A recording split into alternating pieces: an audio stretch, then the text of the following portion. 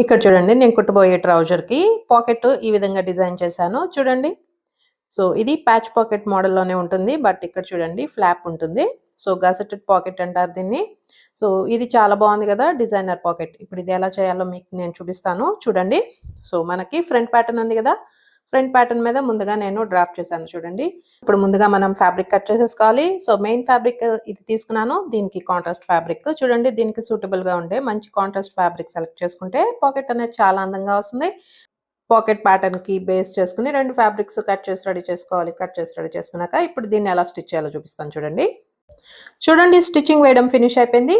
చూడండి ఎక్కడ స్టిచ్ వేసానో కూడా మీకు ఐడియా రావడం కోసం నేను ఎక్కడ స్టిచ్ వేసానో చూపిస్తున్నాను చూడండి. చూడండి ఈ ఎడ్జ్ ఫినిష్ చేశాను. సో, ఈ ఎడ్జ్ అలాగే వదిలేసాను. స్టిచ్ వేయలేదు. అలాగే ఇక్కడ కూడా స్టిచ్ వేయలేదు. ఎందుకంటే ఈ పార్ట్స్ మనకి సీమ్ అలవెన్సెస్‌లో కలిసిపోతాయి కాబట్టి.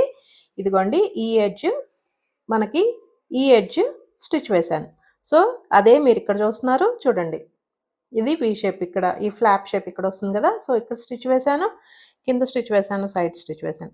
ఇప్పుడు మనం రివర్స్ చేసి ప్రెస్ చేస్తే పాకెట్ రెడీ అయిపోయింది. చూడండి ఇదిగోండి ఫ్లాప్ వెనక్కి మడత పెట్టి ప్రెస్ చేశాను.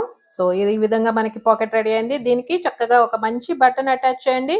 చూడండి ఎంత బ్యూటిఫుల్‌గా ట్రౌజర్ అనేది చాలా సింపుల్ మెథడ్స్‌తో ట్రౌజర్ చాలా అందంగా ఉంది కదా! సో, మీకు నచ్చితే తప్పకుండా వీడియో లైక్ చేయండి. బాయ్.